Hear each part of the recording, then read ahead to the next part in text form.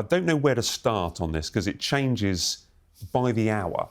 It first happened, I think, when she posted on her Instagram page and said that she'd been in a car crash and she had 4 days to live. That story has been changing over the last couple of days, Samara. What do you make of it?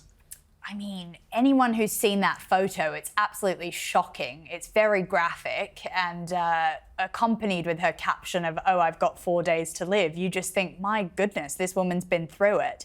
But then we start to hear different reports from the Australian side of, you know, the ABC, which is our broadcasting corporation. They're saying, you know, we don't know about this. The transport conglomerate saying, oh, we haven't had any reports of a bus, because a bus apparently basically smashed into her and that's what caused this. And then we obviously know that there's some murky water now with her divorce. She's obviously going through a pretty messy divorce. She hasn't been able to have access to her children, and her husband seems very disenfranchised by the whole thing. So, I mean, we've got so many different conflicting reports. It's really hard to know what to believe at this point.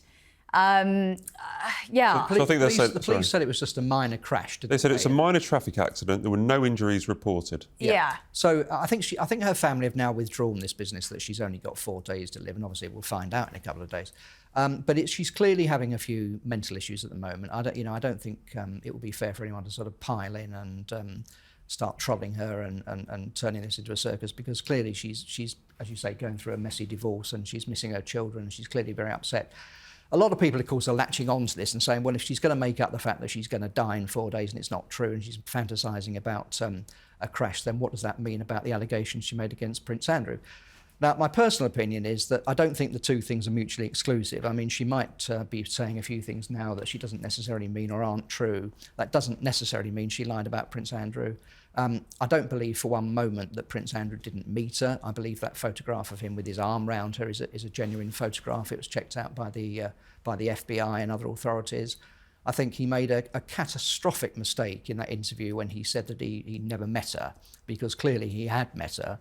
And you wouldn't normally pay millions of pounds for alleged sexual offences if you'd never met somebody. So I don't think this lets him off the hook, and I don't think this means that he can suddenly start using this to sort of make some sort of comeback and say, look at that, I was telling you all along I was innocent, I'm going to be able to come back. So I don't think that's going to happen, and I don't think the course of public opinion would allow that. So as I say, it's very messy, this, but I don't think that the fact that she's clearly having problems and might be making a few things up, I don't think that necessarily means that it lets Andrew off the hook. So Phil's hit the nail on the head here. The issue is if she is found out to be exaggerating or making this up, does it discredit her as a witness? And maybe not let Andrew off the hook, but could there be a change in public opinion and more people start questioning her story and asking whether Prince Andrew was kind of wrongly put through the mill, so to speak? I just think this undermines her entire case, actually. I think that I agree with you, Phil. I think that I think it's more of a ploy to see her children. She hasn't seen them, and this is probably a cry for help.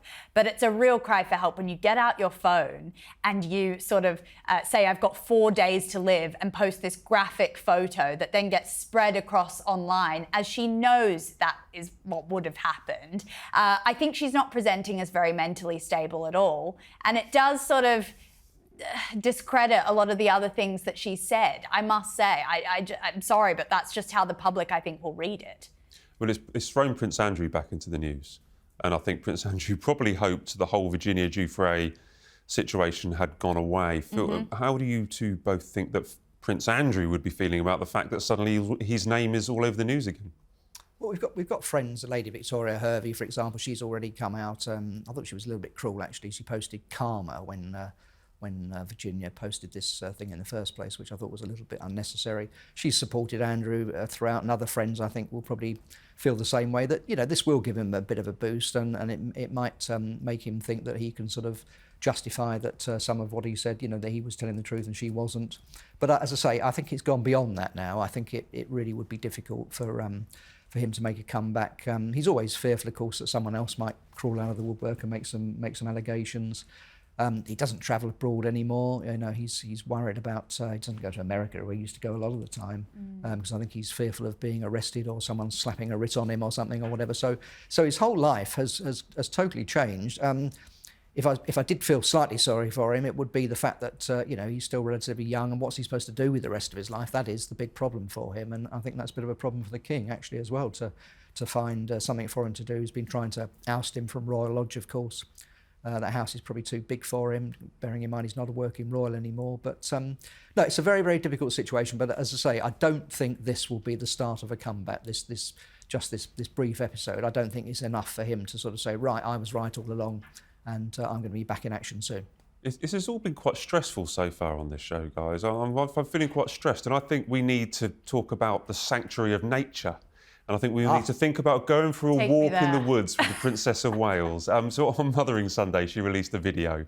It was a bit different because previously, particularly last year, she released the photograph, which had been doctored. She apologised, which was wonderful of her, quite frankly, to come out and say that she had doctored this photo.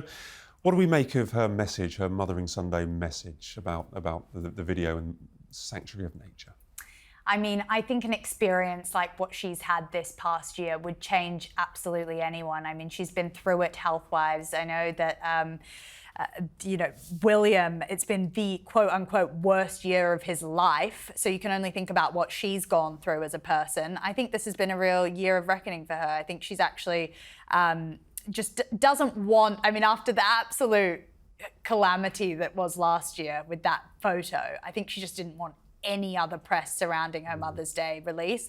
I love this video. It was really calming. I felt like I'd been in some sort of, spa when I watched it. It's just beautiful nature, her walking through. I think it embodies Kate, and I think she's just taking a step back from the sort of glitzy materialism that did surround her prior to her cancer diagnosis. She's not sharing where her clothes come from.